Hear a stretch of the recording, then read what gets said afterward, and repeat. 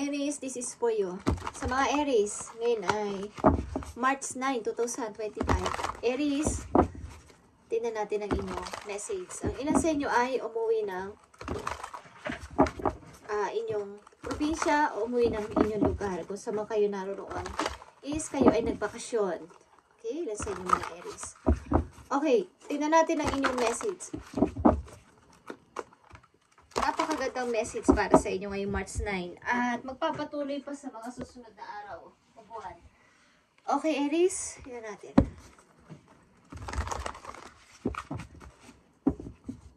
Para sa mga Aries na bibigyan ng message today, March 9, 2025, at ang 9 ay alignment or pag-close ng cycle. Okay, ilan sa inyo may close na cycle o isang relasyon. Okay, Aries, tingnan natin ang message dito.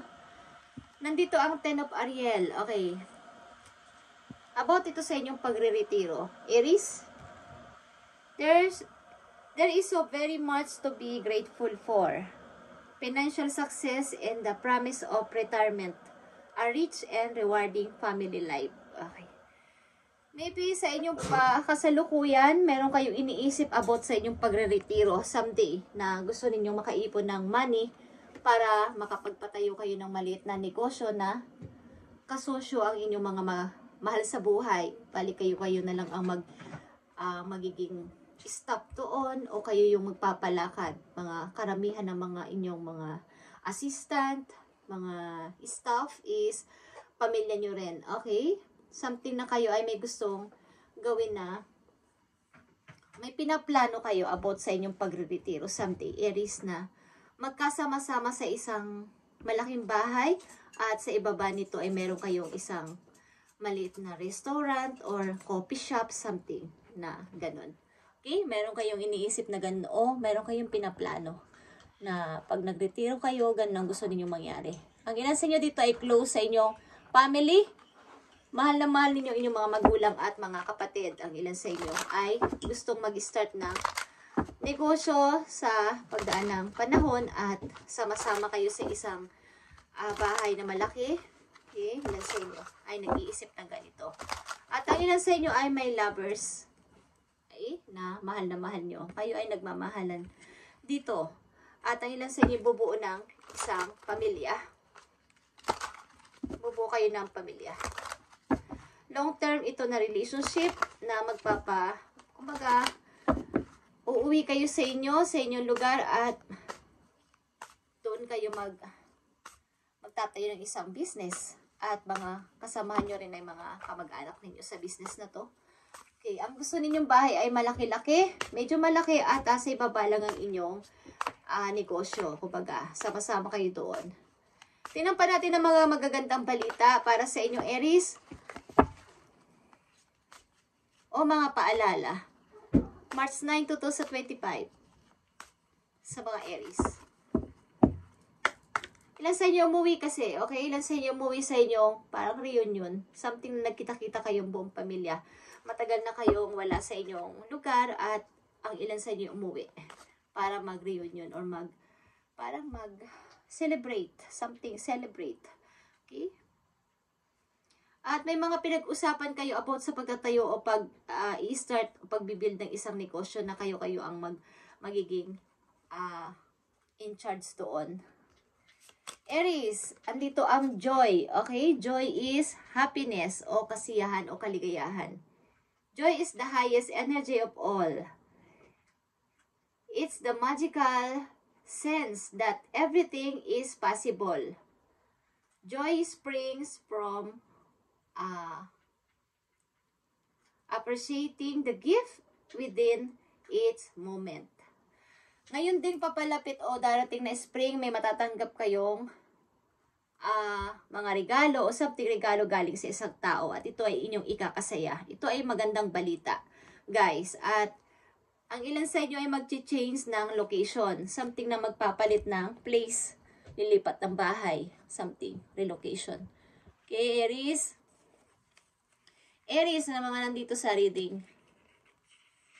Tingnan pa natin ang mga message sa inyo.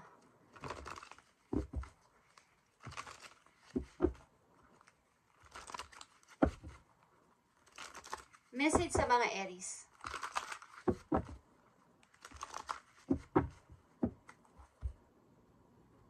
March 9, 2025 sa mga Aries, tingnan natin ang inyong message.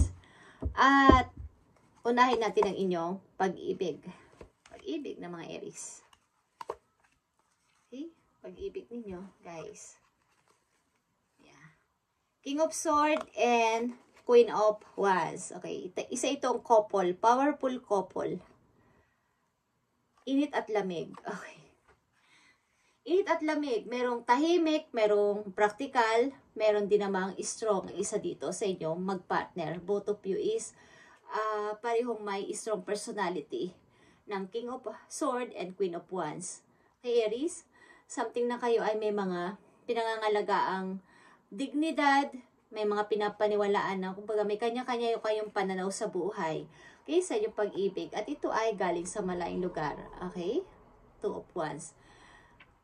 Kumbaga ito ay may pamimili na ito na yon. Something na ito na yung practical decision kong gagawin. At ito na yung happiness ko. Okay? The sun is here. Aries. Ito na yung pinakamasayang mangyayari sa buhay ko.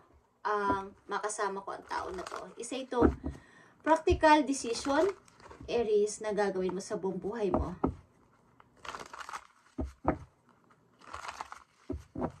Meron talaga ditong couple, okay, sa inyong message. Tingnan natin ang inyong career, Aries. Career ng mga Aries, tingnan natin. Sa inyong trabaho, sa inyong mga pangarap. Okay. Makikita nyo ang career nyo is parang pagpapasimula ito ng inyong magandang pagpapasimula sa inyo, sisimulang business sa buong pamilya. Maaring ang ilan din sa inyo ay nagbabalak bumili ng bagong house. Tapos na, okay? Eight of Swords in reverse. Kumbaga yung inyong kinakatakutan, yung mga hindi nyo dati na pagdesisyonan is kaya nyo nang i-build sapagkat andyan ang isang family na sumusuporta sa inyo. At mga taong kumbaga nandyan lagi sa tabi ninyo para kayo suportahan sa inyong gagawin o i-build na isang kung nag-iisip kayo magnegosyo. Something na bagay sa inyo ang coffee shop, Aries. Mukhang ilan din sa inyo ay mahilig magkape. At alam nyo, ang ibig sabihin na ang mga tao ay mahilig lahat sa kape. Okay? Almost na mga tao ay hindi nakakaalis ng bahay hanggat hindi nagkakape. Parang part na yan ng life ng tao, yung pagkakape. Okay? Tapos tatagdagan ninyo ng mga sandwich. Okay guys, mga pan, tinapay. Is maganda yung negosyo at saka mga cookies. Okay? Tingnan natin ang inyong sitwasyon sa kasalukuyan, Aries.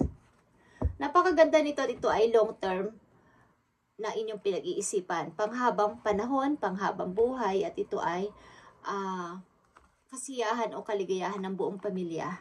Maaring marami kayong balak gawin o planong gawin sa inyong pamilya kung kayo ay something na magre-retiro na someday.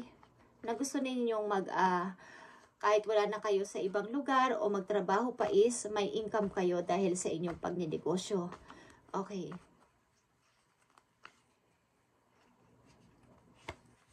I need ng 3 message dito sa mga Aries.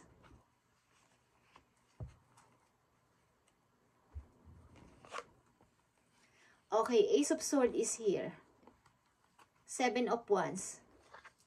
And 2 of Wands. Yeah. Kung paano ako nakasurvive, paano ako naging nagtagumpay sa lahat kong mga pangarap at napagtagumpayan ang mga problema na to, pati na mga taong tumututol sa akin, o mga against sa akin na mga tao, kung paano ko to napagtagumpayan ito ay dahil sa aking pagsisikap. So, kailangan ko itong protektahan para sa aking sarili. At kung sino man at ano man ang pinili ko sa ngayon o sa buhay ko ay, ako na yon. Ako yung nagpasya nito. Okay? Ako yung may in charge dito. Walang ibang pwedeng sumulungat sa aking mga gusto. Kung ang nakarating ako dito sa aking kinalalagyan sa ngayon, kung ako ay nagtatagumpay o nakakaahon na ako sa hirap, is ako lang naman ang gumawa nito sa sarili ko at walang gaanong tulong ng ibang tao. Okay. Tingnan natin, Aries, ang mga message for you. Kung ikaw man ay may ka-connection na person o ka-relasyon sa pag-ibig, pati ang inyong career, pati ang inyong sitwasyon sa kasalukuyan. Tingnan natin kung ano ang sasabihin sa inyo ng inyong mga guides para dito, March 9, 2025 sa mga Aries.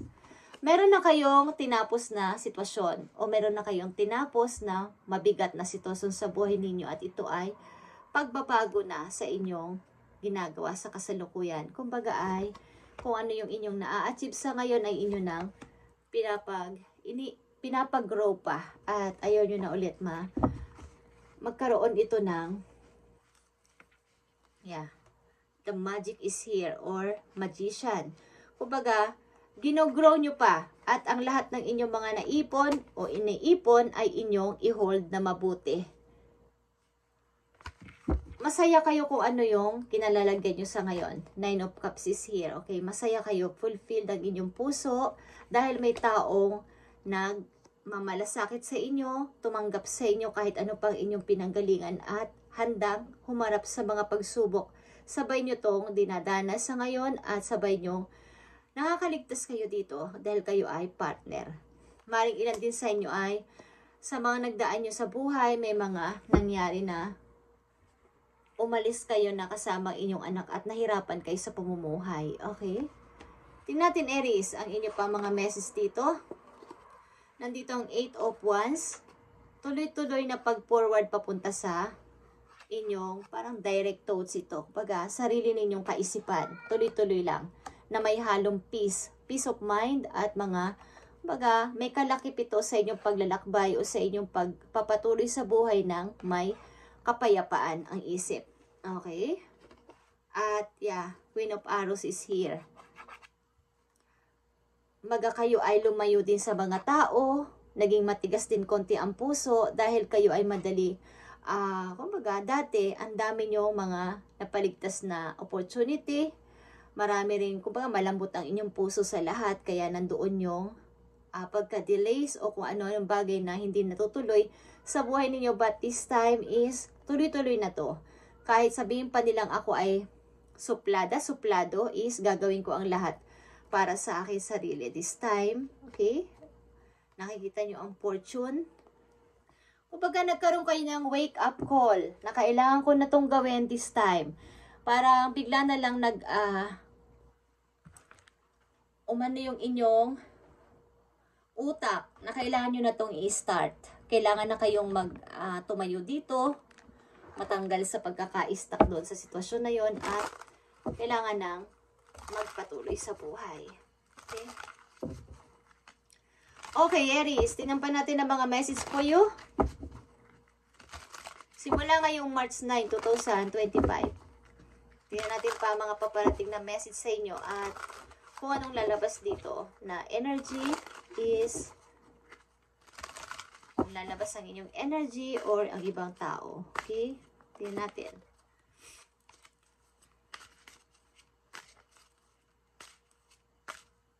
Sa mga Aries, March 9, 2025, ano na ang gusto nyo pang sabihin sa mga Aries na magkakaroon sila ng idea dito.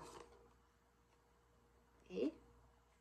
Andito yung mga buhol-buhol na problema sa inyong buhay, but pinipilit nyo tong bigyan ng solution. Okay? Binibigyan nyo ng solution at naghahanap kayo ng maaaring sagot dito. Okay? Aries, ano mang problema na inyong pinagdadaanan o napagdaanan is kayo yung naghanap ng solution at hindi ang ibang tao. Okay? Nakikita nyo ang Queen of Pentacles.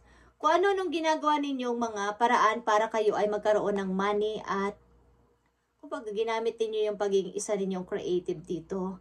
Ilan din sa inyo ay mananahi, ilan sa inyo ay magaling magtahi at mag-design.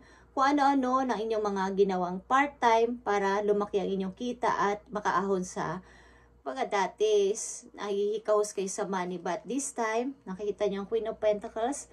Isa din itong magkakaroon kayo ng kaginhawaan sa money, pag-grow sa money, at pagiging isang negosyante talaga.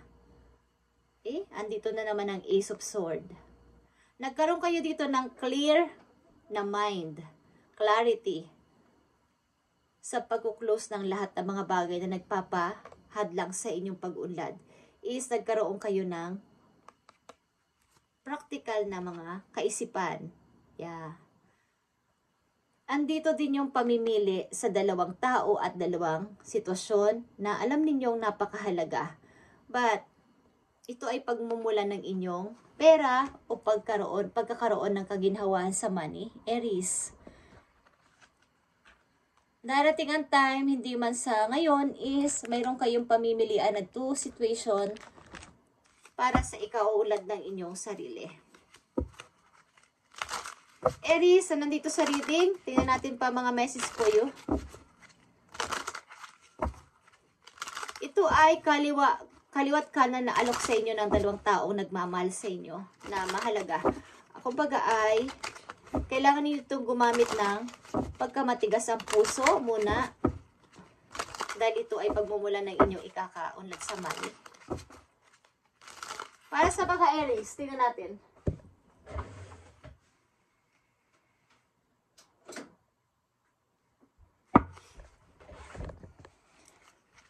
Para sa mga Aries, mahalagang message for Aries. Ibigay mo ang tamang message for Aries. Okay. September 23. Okay, guys. Kung ano mangyayari sa September 23 is abangan ninyo, okay? Maaaring kayo ay may start at ito ay magkakaroon ng katuparan sa September 23 at maaaring ang ilan sa inyo ay may kaugnayan sa pinanganak ng September 23. Guys, at it's time to let go, okay? It's time to let go, guys. Maaaring tuloy-tuloy na kayong nag-let go sa isang sitwasyon o nire-release nyo na ng pakunti-kunti. Kaya nararamdaman nyo na ang pag-unlad dito sa inyong sarili at sa inyong kaperahan unti-unti na kayong nagpapalaya talaga sa mga sitwasyon na hindi nakakapagpaunlad sa inyo. Tao man to o sitwasyon na nakakapagpa-delay ng mga opportunity o ng mga chances. Okay, sa buhay ninyo may kaugnayan ba kayo sa Virgo, guys, Aries? Tao pinanganak ng September 23, something. Ito ay Virgo. Okay. Okay, guys, tingnan pa natin ang mga message po yun sa mga Aries. Andito ang Hierophant about ito sa mga usapin sa pamilya na kailangan ninyo ng kaliwanagan sa inyong pamilya, pag-uusap at kumbaga kaunti itong problema na may kinalaman sa pamilya, kapatid, asawa man or sa inyong mga magulang. May mga pag-uusap na kailangan magkaroon ng kaliwanagan o pagkakasundo. Yan, nandito ang 8 of Pentacles. Puspusang pagtatrabaho para makaipon ng pera. Ilan sa inyo ay designer, something na mga nagdi-design at mga pintor. Okay, ilan sa inyo? Aries, okay. Meron dito pagtatagpo ng dalawang person para mag-usap at magkaintindihan na magkaroon ng kaliwanagan. Maaaring ito ay inyong kaibigan or maaaring ito ay mahalagang tao sa buhay ninyo na kailangan ninyong mag-usap at magkaroon ng parang peace. Okay? Pag-uusap na lang. Ito ay may kinalaman sa inyong buhay mag-asawa maybe. At kailangan dito ng pagpapatawad, something. At pagkakasundo, hindi man kayo magkabalikan, but pagpapatawad is need dito, Aries. Okay? Pag-uusap ng dalawang person na naging magkaibigan o naging magkasama sa buhay is mayroon ditong magpapalitan ng mga salita na mahinahon para magkaroon na ng closure. Okay, Aries, ito ang inyong message at maaaring sa inyong pagre-retiro, iniisip ninyo ang ninegosyo at ituloy-tuloy niyo yan sapagkat kayo ay nakatakda ditong mag-negosyo. Okay? Kayo ay nakatakdang magkaroon ng kalayaan sa pera sa pamagitan ng practical na desisyon, Aries, at pamimili sa magandang kapalaran na to, na offer ng dalawang tao sa inyo. Okay? Just saying. Thank you, Aries, and God bless sa inyong lahat, guys. At ipagpatuloy nyo to kung kayo ay nangangarap na magnegosyo. Ipagpatuloy nyo, guys. At maaaring may kinalaman dito ang pagsasama-sama niyong buong pamilya sa negosyo na to na inyong ibibuild.